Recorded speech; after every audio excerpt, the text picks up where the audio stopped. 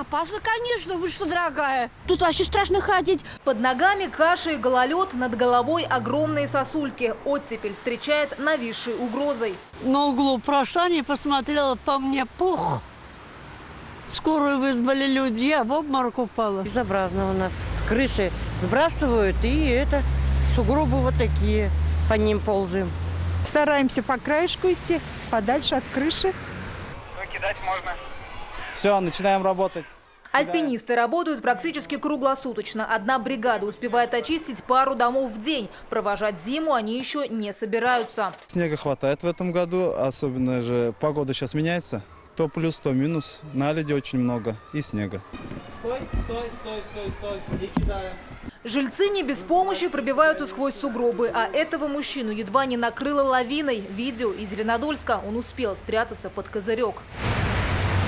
Последствия от ушибов могут быть серьезными, говорят врачи. В травмпункте 7-й Казанской поликлиники с начала зимы полсотни случаев переломов, ушибов и растяжений. Если сосулька даже не очень большая, падает с большой высоты, по закону физики, конечно, она наносит очень большую травму. Это перелом свода черепа, может быть, перелом ключицы, сотрясение мозга, ушиб головного мозга. Осмотрительнее медики призывают ходить под карнизами. Даже если коммунальщики тщательно почистили крышу, сосульки с балконов они не сбивают.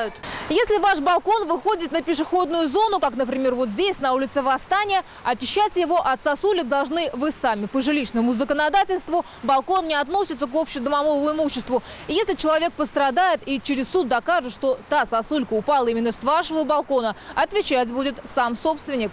Жителям этого дома даже разослали письма с просьбой привести крыши балконов в надлежащее состояние. Штрафовать их не могут. Административно-техническая инспекция Казани, которая следит за безопасностью, работает в основном с должностными и юридическими лицами. С собственниками немножко проблематично, потому что персональные данные о данных граждан мы не можем получить.